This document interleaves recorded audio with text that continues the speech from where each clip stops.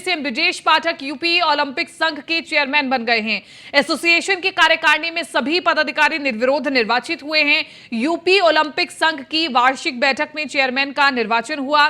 लखनऊ के बाबू बनारसी दास badminton academy में बैठक हुई और यूपी ओलंपिक संघ की नई कार्यकारिणी में विराट सागर दास अध्यक्ष, डॉक्टर नंदेश्वर पांडे महासचिव निर्वाचित हुए। आईएएस डॉक्टर नवनीत सहगल को कार्यकारी अध्यक्ष, आईएएस अजय प्रसाद को वरिष्ठ उपाध्यक्ष चुना गया। डॉक्टर सैयद रफत जुबैर रिजवी कोषाध्यक्ष नियुक्त हुए हैं।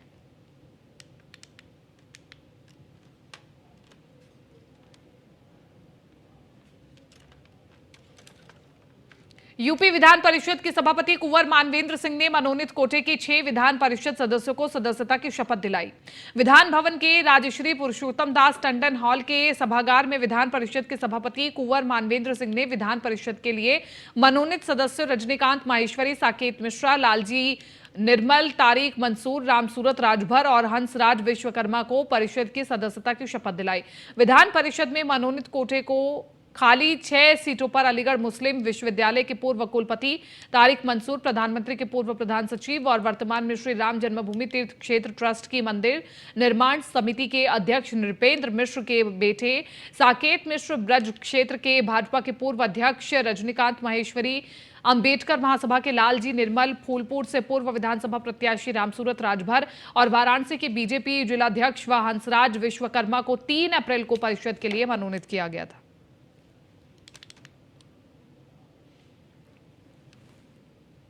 भाजपा ने पहले चरण का नामांकन समाप्त होने के बाद अब प्रचार पर फोकस कर दिया है और इसके लिए पार्टी की ओर से निकायवार प्रचारकों का पैनल तैयार किया गया है। एक पैनल में 4 प्रमुख नेताओं को रखा गया है। सीएम योगी से लेकर दोनों डिप्टी सीएम के अलावा सभी मंत्रियों, पार्टी पदाधिकारियों और वरिष्ठ नेताओं के नाम पैनल में शामिल है। खास बात यह है कि प्रचारकों के नाम निकायवार, जातीय और सामाजिक समीकरण को ध्यान में रखकर तय किए गए हैं। अवध, काशी, गोरखपुर, कानपुर, ब्रज और पश्चिमी क्षेत्र के लिए अलग अलग तैयार किए स्टार प्रचारकों में सरकार और संगठन के प्रमुख नेताओं को शामिल किया गया है। पैनल तैयार करने में इस बात का खास ख्याल रखा गया है कि किस निकाय में किस नेता का अधिक प्रभाव हो सकता है। वहीं बीजेपी ने दोनों सहयोगी दलों अपना दल एस के कार्यकारी अध्यक्ष आशीष पटेल और निषाद पार्टी के अध्यक्ष डॉक्टर संजय निषाद को भी चुनाव प्रचार के लिए जिम्मेदारी दी है।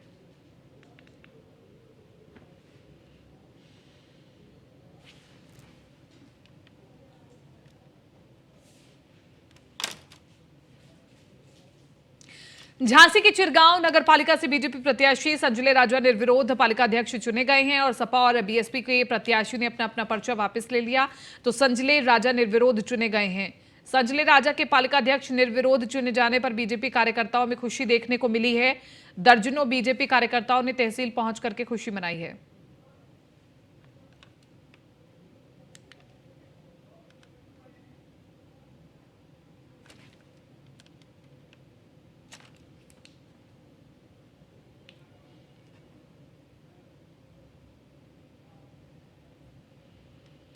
आगरा से अगली खबर आपको बता रहे, शमशाबाद निकाय चुनाव से जुड़ी हुई बड़ी खबर है। ये सपा प्रत्याशी ने अपना नामांकन वापस ले लिया। 25 साल से चेयरमैन पद पर सपा का कब्जा रहा है।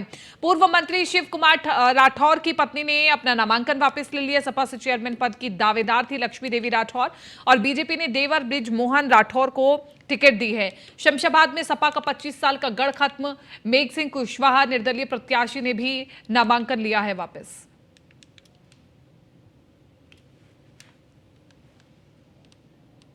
निकाय चुनाव का बिगुल बज चुका है, तो वहीं मोहब्बत नगरी आगरा की शमशाबाद नगर पालिका की बात करें तो आपको बताते चले यहाँ पर जो तमाम प्रत्याशी हैं वो एड़ी से लेकर सिर तक का जोर लगा रहे हैं।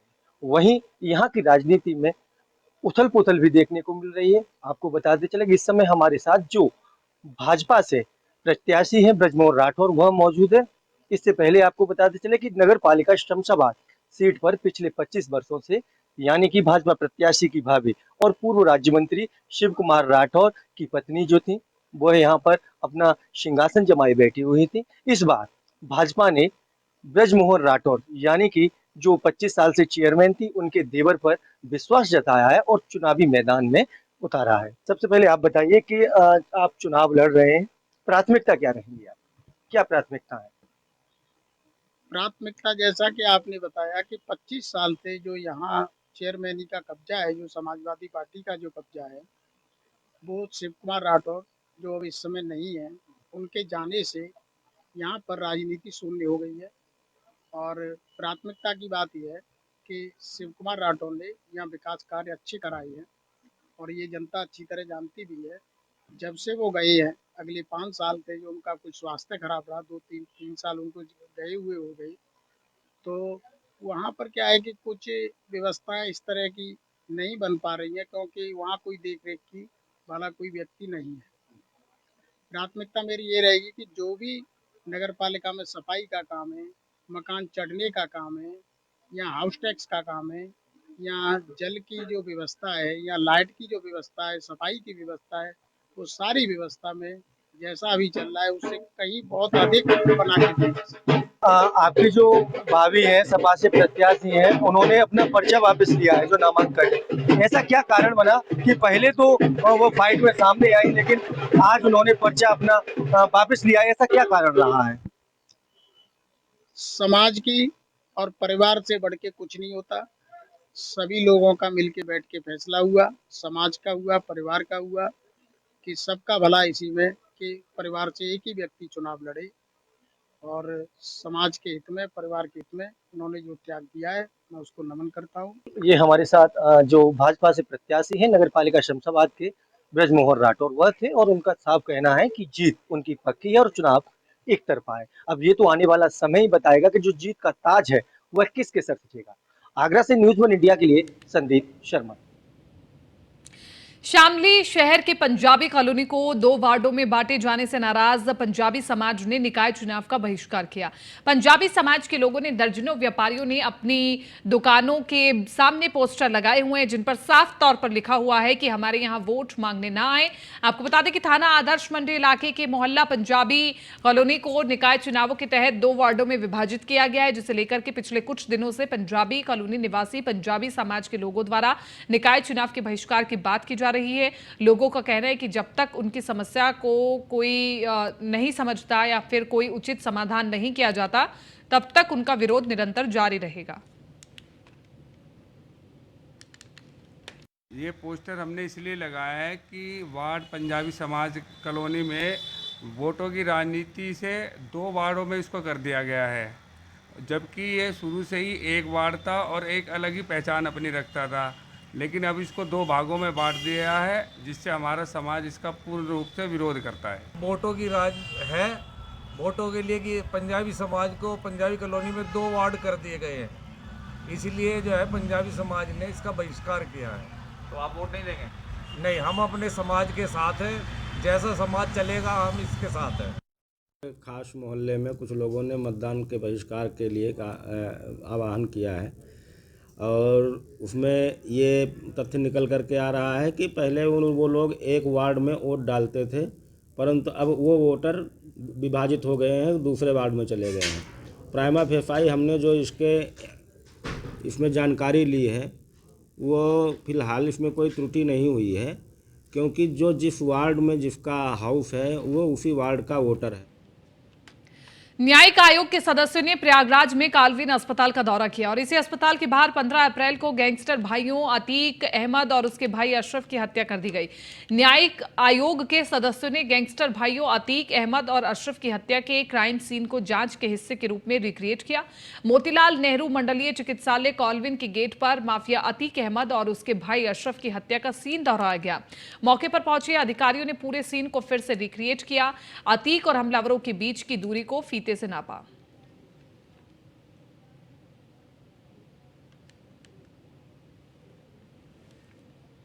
मेरठ के सरधना के पूर्व विधायक संगीत सोम का बयान वायरल हो रहा है, जिसमें उन्होंने अतीक की हत्या को लेकर के विदेशी मीडिया और भारत के विपक्षी नेताओं पर जमकर निशाना साधा है। ये वीडियो देखिए।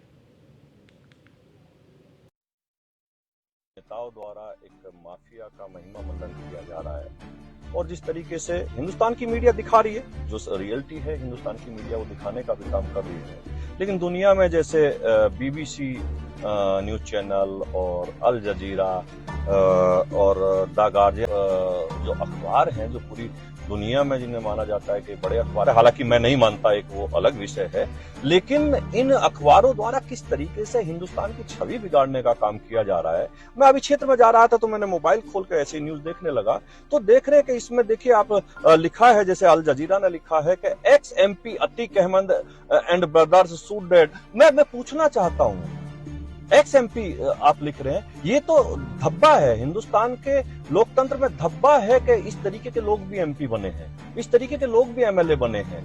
मैं पूछना ये चाहता हूं, क्यों नहीं लिख रही है मीडिया कि एक माफिया डॉन जिसके ISI से संबंध है, जो हथियारों की सप्लाई करता है, जो लोगों को एक्सटोर्शन करता है, लोगों की जमीन पे कब्जा करता है, लोगों की हत्या करता है, ये क्यों नहीं लिखा है इन किसी ने भी। मैं बताना चाहता हूं, चूंकि हिंदुस्तान की छवि पूरी दुनिया में ये लोग खराब करना चाहते हैं, उन्हीं के साथ मिल जाते हैं हमारे कुछ ओवैसी और अखिलेश जैसे नेता। ये दोनों नेताओं ने भी, इन्होंने पूरी दुनिया में, चाहे वो कांग्रेस के नेता हो, चाहे अखिलेश यादव हो, चाहे ओवैसी हो, इन्हीं लोगों ने तो पाल पोस के बड़ा किया अतीक अहमद जैसों को, और आज दर्द भी इन्हीं लोगों को हो रहा है कि किस तरीके से इन माफिया डॉनों की हत्या हो रही है। मैं कोई हत्या का समर्थन नहीं कर रहा हूं कि पुलिस कस्टडी में हत्या हुई है, लेकिन ये भी सच्चाई है कि आज हजारों लोगों को, करोड़ों लोगों को सुकून की सांस आई है कि इतने बड़े माफिया से छुटकारा मिला है। उसके बेटे का एनकाउंटर हुआ, वो टीवी पे आप देख रहे हैं, एक्सटोर्शन कर रहे हैं, वो लोगों को धमकाने का काम कर रहे हैं, लेकिन एक परसेप्शन बनाया जा रहा है, एक अच्छे काम को ना बता के एक परसेप्शन बनाया जा रहा है कि हिंदुस्तान में मुस्लिमों के साथ खास तौर से इस तरीके की बर्बरता हो रही है। नहीं, ये मुस्लिमों के खिलाफ नहीं है, हिंदुस्तान का मुस्लिम सबसे ज्यादा सेफ हिंदुस्तान में है, लेकिन दुनिया में छवि बिगाड़ने के लिए उसमें हमारे लोग भी, ये लोग मिले हुए हैं। इस तरीके से पूरे देश की छवि खराब करी जा रही है। आप भी जानते हैं, तुष्टीकरण की राजनीति करना, हिंदू मुस्लिम की राजनीति करना, अखिलेश यादव हो, चाहे ओवैसी हो, चाहे कांग्रेस हो, ये धर्म विशेष की राजनीति करके आज ये चलने वाला नहीं है। हिंदुस्तान की जनता समझ चुकी है। सुप्रीम कोर्ट ने इलाहाबाद हाईकोर्ट के आदेश पर रोक लगा दी है, जिसमें यूपी के वित्त सचिव शाहिद मंजर अब्बास रिजवी और विशेष सचिव वित्त सरयू प्रसाद मिश्रा को अदालत की 4 अप्रैल के निर्देश का पालन न करने के लिए हिरासत में लेने का निर्देश दिया गया था। सुप्रीम कोर्ट ने उन्हें तत्काल रिहा करने का निर्देश दिया है। अब इस मामले पर कल सुनवाई होगी। आपको बता दें कि इलाहाबाद हाईकोर्ट ने रिटायर्ड जजों को सुविधाएं देने के आदेश की अवहेलना करने के मामले में सचिव रिजवी और विशेष सचिव सरयू प्रसाद मिश्र को न्यायिक हिरासत में ले लिया था और कोर्ट में पेश होने का आदेश दिया था। इसके बाद अब सुप्रीम कोर्ट ने इलाहाबाद के आदेश पर रोक लगा दी थी।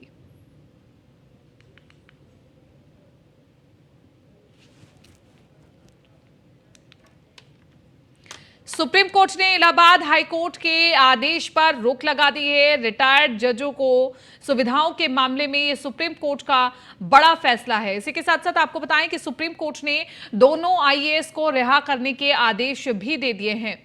तो रिटायर्ड जजों की सुविधाओं को लेकर के हाईकोर्ट ने बड़ा आदेश दिया था और उसी पर एक्शन लेते हुए सुप्रीम कोर्ट ने यह बड़ा फैसला लिया है। मुख्य सचिव दुर्गा शंकर मिश्र के खिलाफ भी वारंट जारी हुआ था।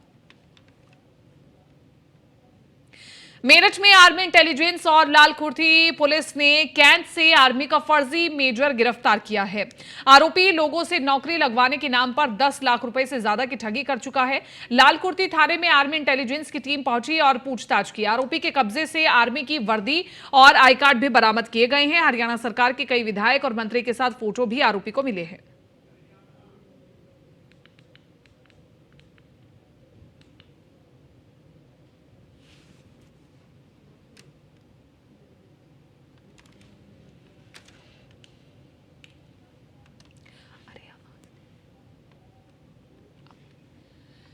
तो मेरठ से पूरी खबर आपको बता रहे हैं। मेरठ पुलिस ने फर्जी मेजर को गिरफ्तार किया है। मेरठ के कैंट क्षेत्र से फर्जी मेजर को गिरफ्तार किया गया है और अग्निवीर भर्ती के नाम पर 10 युवकों से कई लाख रुपए ठगे गए हैं। इसके साथ साथ आपको बताते चले, फर्जी वर्दी और ID कार्ड सहित युवक को गिरफ्तार किया गया है।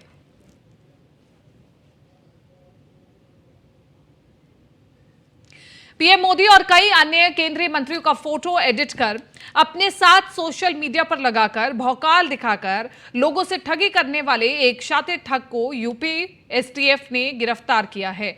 STF ने आरोपी मोहम्मद कासिफ को सूरजपुर पुलिस के सहयोग से घंटा चौक के पास से गिरफ्तार किया। आरोपी लोगों को सरकारी ठेका और नौकरी दिलाने का झांसा देकर ठगी करता था। आरोपी केंद्र और राज्य सरकारों में अपनी गहरी पैठ होने का झांसा देता था। आरोपी मोहम्मद कासिफ से बरामद मोबाइल में फेसबुक और इंस्टाग्राम पर प्रधानमंत्री और अन्य नेताओं के साथ कई पोस्ट और रील मिली हैं। इनमें अधिकांश फोटो एडिट किए हुए थे। पुलिस को मोहम्मद कासिफ के सोशल मीडिया पोस्ट से प्रधानमंत्री के शपथ ग्रहण समारोह, प्रधानमंत्री के लंच का निमंत्रण पत्र, उत्तराखंड के मुख्यमंत्री का शपथ ग्रहण समारोह और दिल्ली पुलिस कमिश्नर के रिसेप्शन का निमंत्रण पत्र पोस्ट किया हुआ मिला था और ये सभी पोस्ट फर्जी और एडिट किए हुए थे।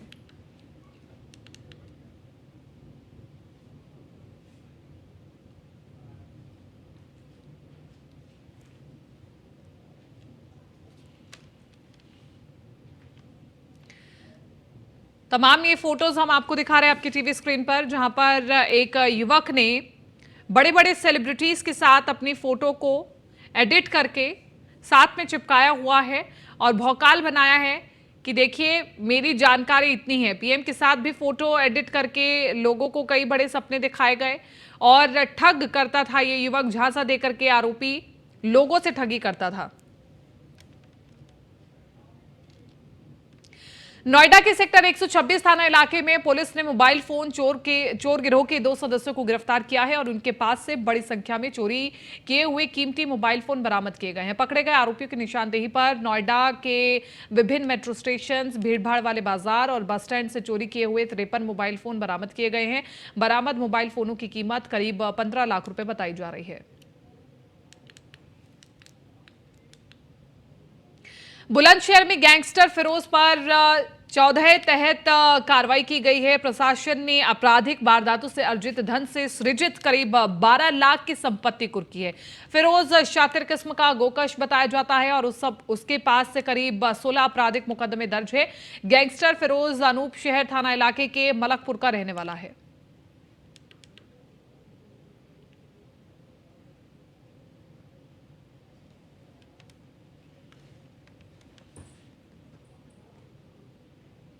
मेरठ के लिसाड़ी गेट थाना क्षेत्र के श्यामनगर स्थित पावरलूम कारखाने में भयंकर आग लग गई। आग से लाखों की कीमत की 28 मशीनें जल करके खाक हो गई है। आग का कारण शॉर्ट सर्किट माना जा रहा है। तंगलियां होने की वजह से दमकल की कई गाड़ियां मौके पर देरी से पहुंची और आग पर पानी डालने में बड़ी मशक्कत करनी पड़ी।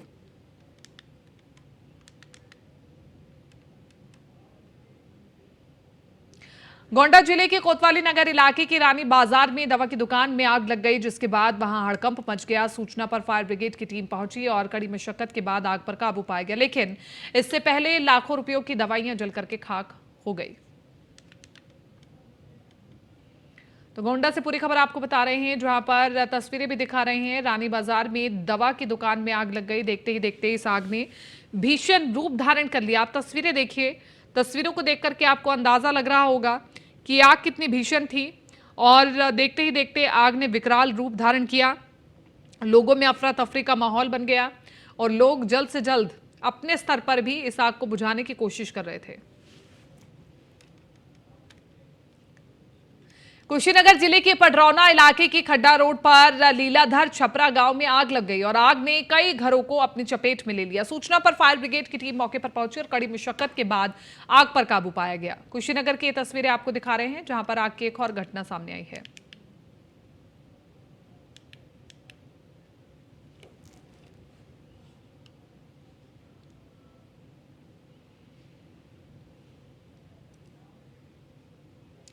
फिलहाल उत्तर प्रदेश विशेष में मेरे साथ इतना ही। दीजिए इजाजत, नमस्कार।